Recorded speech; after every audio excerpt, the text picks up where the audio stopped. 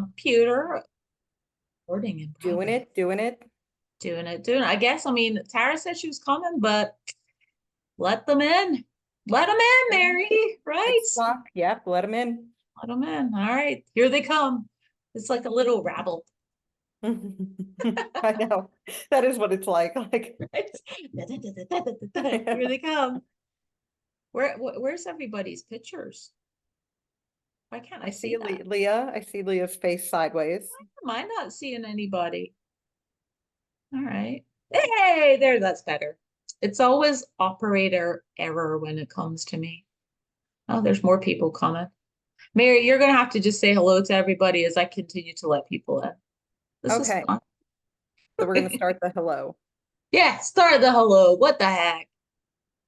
What's up? What's up, Annalise and Becky? Dalnisha, how's it going? Kawanda, Leah, Tara, hi Tara. Um, Tracy, Victoria, Alyssa, and Bree. And we got more joining in, I am sure. Diana, I see all popping up. I think I said hello. Yep. It's like a rowdy crowd, a rowdy crowd. All right, cool. Who said hi to us? Somebody actually said hi to us. Hi, Annalise, say Emily. hi. I say we don't answer any questions until everybody says hi. All right, Tracy said hi. What else you got? Somebody else say hi. Come on. I say hello. Hi.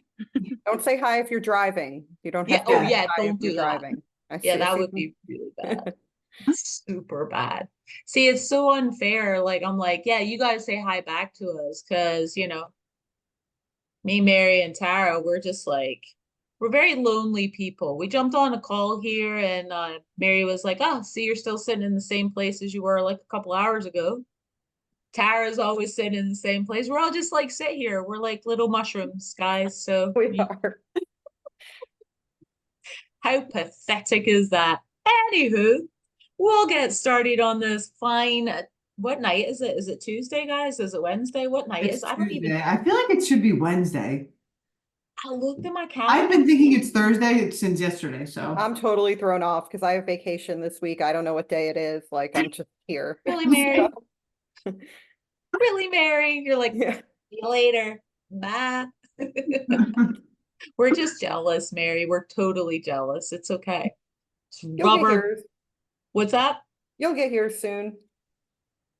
Yeah, I Counting think down my so. days until I can't, like September, when I leave to go to Disney, and I know I have like almost 3 weeks in Florida, I'm going to be the happiest person in the world. You're gonna be like loving it, loving it. Yeah, it's vacation time anyway. 'Tis summer, right? Exactly. All right. I guess we should go into it, ladies, right? Why Dive not? on it. All right. So the first question is from, well, hold on. Let me make sure that I'm getting in the same order. The first question, Go all comments. that's what I did, Mary. Yeah, I'm that hoping takes I'm in order. Bailey's the first one for you guys. Oh, hallelujah. There is a God. All right. Bailey O'Brien. My lower body seems to be significantly sorer. Is that a word? It is a word, Bailey. And for longer than my upper body after workouts. Is there a science to this? Maybe I'm just not pushing upper body hard enough. Well, I know that Coach Mary pushes upper body hard enough. She also pushes lower body hard enough and any part of the body. So, Mary, do you find yourself, and like we'll ask Coach Tara this as well, do you find like typically that your lower body is sort of longer than upper body, or is it just kind of like equal? I am in the same boat as Bailey. Lower body gets significantly more sore or sorer than my upper body. I'm rarely sore after an upper body workout, even if I push to failure. Like sometimes I'll catch a little in my chest, like a little soreness or a little in my like rear delts or something, but not to the degree of lower body. Lower body, sometimes soreness can last 24 plus hours. And as far as science to it goes, your lower body muscles are a lot bigger, so there's a lot more potential for tearing them and doing more damage. So that could be a big part of the reason why they're just bigger muscles. So you're gonna be more sore. And then on top of that, you're using them a lot more. Like you're walking all day, you're getting up and down, you're feeling them. Like you're not really like, you do your chest press and it's not like you walk around the rest of the day like going like this or anything like to where you're going to keep feeling it. So it's a combination of like those two things, I would say. Yeah. Sarah, same for you? Spot on the same. Like you get that soreness in your legs where it hurts to touch your quads or your glutes. That never like, I get that same soreness sometimes in my chest, but it's never like where I'm like, ow, everything just hurts every time I move a muscle. Where you're kind of like gingerly going up the stairs. I was deadlifting like last week. I think it was last week or the week before. And it was like it hit me 2 days later, which I know when it hits 2 days later, I'm like, ah, hell, right? Yeah. And I was like, I'm walking up the stairs. My husband's looking at me. He's like, are you okay? And I'm like, I just need to move. I'll Don't be worry okay. about it. Everything's fine. Yeah. So totally normal, Bailey. You are with us all. We're all like hobbling around on our broken legs. There you go. I'm gonna let Mary take the second one. I think I'm in a different order because my first comment is from Emily. You have to go all comments, Tara. You did? Oh, okay. Try again. No. I'm trying. We'll figure it out. I'll go with the Yeah. next one. I Okay. got you. Stephanie Greenberg Stein. Hi. Is there a certain time of day you should have a portion of your calories consumed by? Also, having a certain amount of protein in each meal. I mean, I think that's one of these it depends answers Mm. because if you are like Eric and you're 6'4" and you eat like 5 million calories a day, then yeah, he's probably going to have to make sure he's on top of that so she's not eating a 3,000 calorie meal at the end of the day, right? The same with like protein amounts and stuff like that. I think it also depends a little bit about how your body like feels. I know for the longest time Right. I thought I didn't need breakfast. I was like, I don't need Like breakfast. she I'm threw in too there like to busy. see how they're doing. I don't, Irene's that like was doing not my part. poop. Well, just like it's not I don't know who's Irene's talking to right now.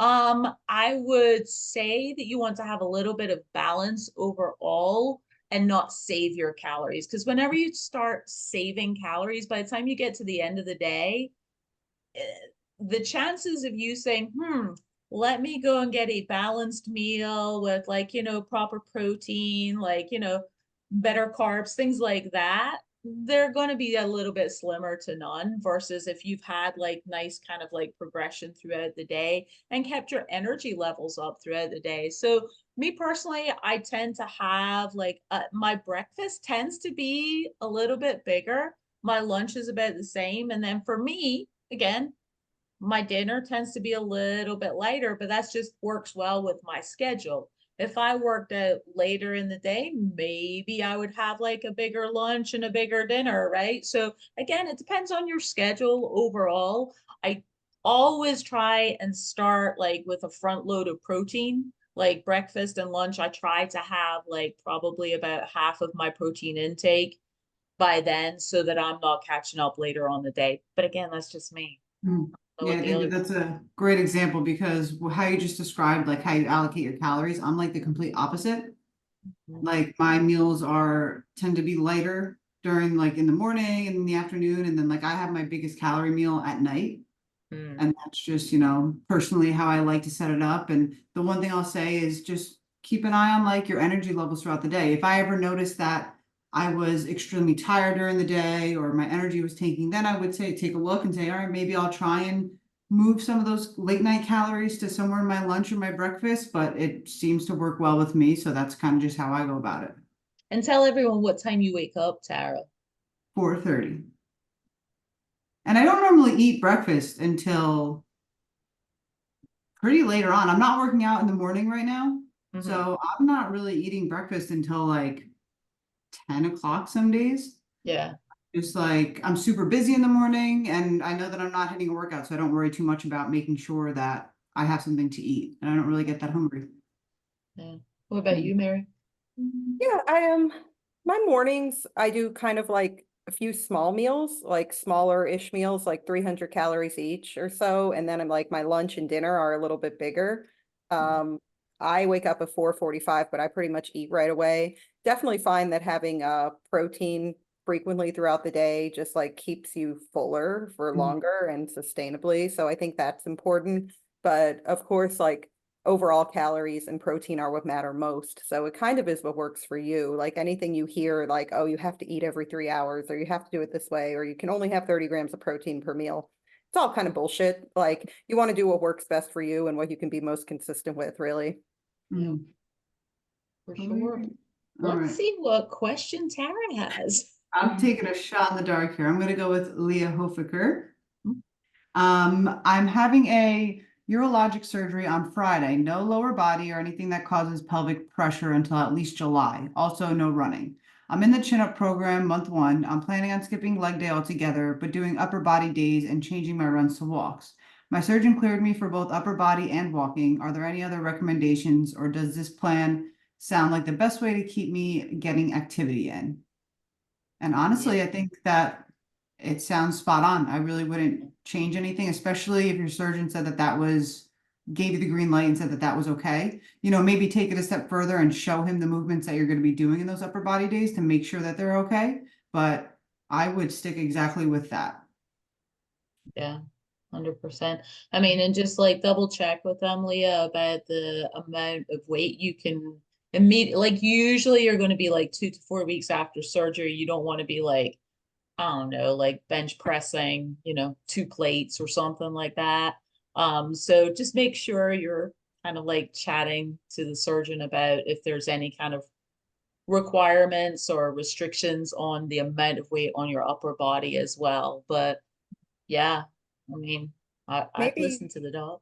yeah, I would listen. Maybe ask them if you can do like mobility work. You could come back extra, mobile and Mhm. ready when you get back into lower body. So show them Mhm. like some hip and ankle stuff that we have in the vault and see what they think of that. Yeah, great idea. And good luck on Friday. Keep us Definitely. posted. Yeah, for sure. The question I have is from Melanie Reyes. I take a thyroid pill when I wake up. There's a 30-minute window before I can eat, so it's hard to get a pre-workout snack and then wait 30 minutes to strength train. I want to work out in the morning at 4:30 to 5 o'clock. I have to be done by 5:30 to 5:45. Can I eat a certain dinner the night before and eat a post-workout snack after the workout in the morning? I don't see why not. Yeah, I would definitely eat post-workout in the morning Mhm. after the Yes. workout Mhm. and maybe carb up at dinner. Like, Yeah. yeah, I've gotten to the point where it might be all in my head, but if I do not have a sweet potato for dinner the night before I work out, I swear I have a terrible lift the next day. Like I have to have the sweet potato. Really? And it's like, yeah, it might be in my head, but I've noticed. So it's just like a must. So carb up at dinner and maybe Mhm. make that your most carb heavy meal the Mhm. night before you lift when you know you're not gonna be able to eat early. That's what Very. happened to me. I think that's what started my like super heavy dinners. Because when Mhm. I first started kind of lifting, I was in between, like I was working out super early. So I was trying to have like a high carb dinner and then like something small in the morning before I lifted. And it just like stuck. I have a sweet potato every fucking night, Mary, and it I know you is do. I the know. highlight of my day. Yeah. Like Mine's ready. It's already on its plate, ready for me to heat it up after we talk. I've Very tried to get sorry, away Nick. from it. And every time I eat a dinner without it, I'm like, it's just not, I'm like still hungry now. Like I want my sweet potato. Oh my God, that's hilarious. I mean, they are pretty good. You know, it's like funny when I was a kid, I freaking hated them. Hated them. There's a picture of me at the Christmas table, and my dad is like got this big thing of like sweet potatoes, and he's like this with like a really stern look on his face, and I'm just sitting there like seething. 6-year-old seething Linda, like, get those potatoes away from me. And I love them now. Like the sweet potato fries are really good. Oh my God, I love them. So good. All right. So hopefully that answered the question, Melanie. And like Coach Mary said, the carbon up the night before, but like making sure you've got like a lot of protein after your workout, just have protein up afterwards, I would say. Mhm. All right, what's next? I have Megan Gensler, and she says, do the recommended macros on the app reflect my scheduled workouts for the week? If you mean, did you put it into the calorie calculator that you've got like X amount of like exercise or level of exercise, then yes, absolutely, it takes into account.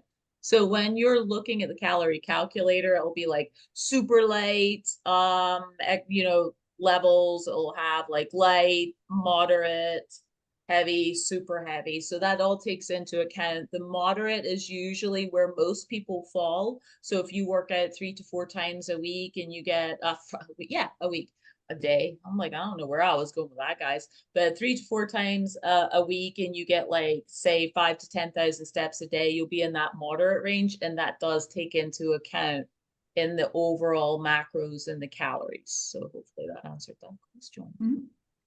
All right. Next up, we got, I'm gonna take a guess, Emily Damrell. She said, "Hi, I was curious if you have any nutritional advice specifically for someone who is a type 2 diabetic." Mhm. There's been a lot of studies out there, and they've actually kind of like proven to be, there's something to it. So you can eat in a certain order if you are a type 2 diabetic. And normally you want to like hit your fibers first, like your veggies and stuff like that. And then you'll hit your fats, and then you'll go into your proteins and then your carbs. So there have been like a shit ton of studies out there, and they did like a kind of like blind study where they split like these groups, and then they followed them for 5 years. And the diabetics that had like done it with that kind of like timing, or that kind of like placement with the foods, had better levels than the ones that didn't.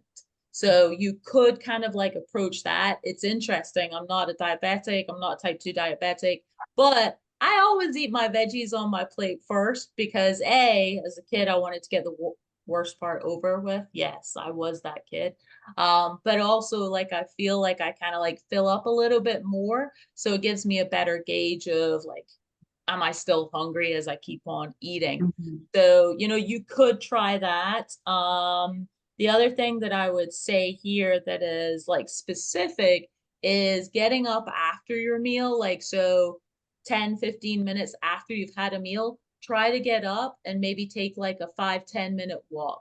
Like, it doesn't have to be like power walking or any kind of like crazy stuff like that, but that has also like really, really helped as far as your levels are concerned. So those are the kind of like the two things that come to mind. I don't know if Mary or Tara have anything else to add to that. Those are all great points. I mean, I think a lot of it is what generally a lot of us should be doing, like, avoiding too much processed food, avoiding too much added sugar. So just having a high quality diet on top of everything Linda said. And the walking idea, that's an excellent idea. So yeah. Awesome. Who's up next? Oh no, it's Tara. We don't know what order Tara's in. No, I just read that She one. read that Oh, one. you So read that one. Jesus Christ, what's wrong with me? Thinking about dinner, guys. Thinking about dinner. So it's my turn? Oh Yeah. no. All right. Okay. Here we go. Zoe Ingram, is the podcast on YouTube Music? Just wondering if it's on any platforms other than Spotify and iTunes. Thanks. Tara, do you know this? I don't believe so, no. I think it's on Amazon. You can get it on his website, I think. Yeah. I think So you can Yeah. listen directly from there. You can. All right. There you go. EricRoberts.com. Yes. Easy. Okay, I'm up next. Yes, And we ma'am. have Tina Slane. I have heard it's easier to lose body fat after building muscle. Is this true? And how much excess fat will I gain if I work on building muscle for 9 to 12 months, then go into a deficit? Yeah. You want to start, Tara? What you got? Yeah. I mean, I'll hit the first part of it. She said that it's easier to lose body fat after building muscle, which 100% makes sense because the more muscle you have on you, the more calories that your body burns. And that's really what makes it easier. I mean, it's not as big of a gap as we might think it is. I'm not really 100% positive on the numbers, but I know that like for 1 pound of muscle, it's not anything crazy. like you're not burning an extra 500 calories for a pound of muscle, but just having a higher lean mass percentage in your body makes it easier. You know, you're not as hungry, you're burning more calories throughout the day just at rest, you know, while your body's moving around. So that definitely can make it easier. And then how much excess fat will I gain if I work on building muscle? You know, that I wouldn't say it's dependent on each person, but there is an average. That first like month or two, you might see a little bit more than what you would see as it levels out. You might see like anywhere from 3 to 5 pounds. And then moving forward from there, you know, you can maybe see like a pound, pound and a half per month of growth of like weight gain. So, and some of that's going to be fat, some of that is going to be muscle. It also depends on how like dialed in you are with your diet. You know, if you are not paying too much attention to how many fats you're eating and how much protein you're eating and not lifting as heavy as you can be inside of the gym, you're going to gain a little bit more fat than you would if you are super dialed in, staying under that fat macro, hitting your protein, getting your lifts in, all that stuff. So it's very much up to you what those numbers end up looking like. I was about to say, I'm like, oh, that's a loaded question there. Are we dirty bulking or doing it right? Mary, you've like had like a lot of like, you know, really good solid experience. You're like one of the most dialed in people we know. Like when you're in a bulk, like what is your experience? I would say it's a lot easier to maintain your weight after a bulk. Like your metabolism is going to be higher, your maintenance calories is going to be higher. Losing body fat is never as fast as any of us want it to be, even right after a bulk. So you're still going to have to pack your patience. Like, I don't want you to think like, oh, it's just going to magically all fall off in 6 or 8 weeks and I'm going to be so happy. You know, you still have to be patient. You have to be really dialed in. But I will say that managing your weight is easier when you have more muscle on you. That's why, you know, people that are like really ripped and stuff, people say, oh, they can eat whatever they want and they never gain weight. So it is easier to maintain, but you still have to be patient with the fat loss side of it, the calorie deficit after. All right. Next question. Take another shot here from Donna Isabel Gomez. I've heard you say we don't need to measure out and track romaine and leafy greens because it's so minimal. Does this also apply to other veggies like asparagus, onions, green beans, etc.? I'm probably going to give the unpopular like answer. When I track it all, but it's not like I'm sitting counting lettuce leaves. I'm just like, yeah, that's about a cup. Cup? Yes, I said it. And I'm just like, boom, right? And the reason why I do that is I just want to kind of like be aware of what I'm eating, especially if it's in a deficit, right? I'm not hyper fixating on it. I'm not like weighing it out per se, but I am like putting something into my tracker. When I have like a salad, for example, I love like baby spinach. I'm like, that thing is loaded, man. So it's like 2 cups of spinach. Yeah, it's like maybe like 30, 40 calories, but I'm like 30, 40 calories for me, depending on like, you know, how many calories total. I'm like, yeah, I want to kind of like be aware of that. So for me, I don't, like I said, I don't like stress about it, but I do put it in there. Same. I use one thing, like, you know, I'll weigh my green bean once and then every green bean I eat, serving I eat for the rest of my life is also that much because it pretty much looks the same. Yeah. And I track them also because I think it's important to track your fiber and your micronutrients, and you're going to get a lot of it from those vegetables. So it's really for fiber for me because if I don't eat my 35 grams of fiber, we have problems over here. So it's really important that I'm keeping track of that. I've kicked up my Nobody wants fiber. problems. I've been aiming for like 55 grams of fiber recently. Holy shit. Yeah, a lot, I know, but I'm like, I'm just curious. I've been like, I took a peek at my nutrition because when I'm not in a deficit, I'm not that I'm not paying attention to it, I'm just not tracking it. And I realized that I was only eating like maybe 25 grams of fiber and like maybe 20 grams of fat a day. So like super low. And I was like, okay, we need to like pay a little bit more attention. So like intentionally upping my fiber and upping my fats just to see what happens. Yeah. Where are you getting all that fiber? Are you doing soluble or insoluble fiber? Some of it's insoluble, not all of it is. I eat a ton of leafy greens. Yeah. Okay. Good Like for it's you. in everything. It's in my breakfast, like with my egg whites. It's with like a sandwich that I eat. Like it's everywhere. Yeah, that's cool. Yeah. So we're trying. We're gonna see what happens. So, How long you been doing that for? just about like 2.5 weeks. Nothing too crazy. Yeah. Let's know how that goes. All right. So I guess that means all three of us, we track. I, I'll say this. I say this to all of my clients, to everybody. I'm like, if I am not in a deficit, I'm not tracking. If I'm Yeah. in a deficit, I'm going to, like Mary, similar to Mary, I'm going to at least track it once. Yeah. I'm going to at least be meticulous the one time so that I know, Yeah. and then take it from there. Yeah. Same, same, same. All right. Hopefully that was the answer you were looking for, Donna. Donna's like, oh, I hate these people. All right. Is it my turn or is it Tara's? Or whose turn is it? My turn? Mhm. All right. Let's see here. Bailey, I believe. I got magnesium glycinate, and I'm excited to see what difference supplementing might make for my energy levels. Eric has suggested in the past to take magnesium before bed, but I'm also seeing that it don't matter as long as you're consistent and or you need to take it with food. Suggestions? You can, depends on what you're taking it for. You know, I Mhm. think if you're taking it for sleep, I would take it closer to that bedtime. There Mhm. are other benefits of taking magnesium glycinate. So if you are looking for other benefits, then I would say it doesn't matter as much. But if you're taking it with the intention of it helping you stay asleep, go to sleep, whatever it may be, I would try and take it at least like an hour or so before you go to bed. Mhm. Yeah, I mean, I agree. I take mine at night. Now, don't laugh, guys. Don't laugh at Linda, okay? I found it helped with my like hot flashes, man. Because It yes, I'm helps, it older than supposedly Donna. helps with like PMS symptoms. Yeah, Okay. definitely. It's Mhm. supposed to help with that, Linda. Well, I didn't want them laughing because I'm old, Mary's like, Mary. duh. No, Like no, that was no, I'm my telling her point. she's normal. This is good. I appreciate that, Mary. Yeah. Yes, thank you.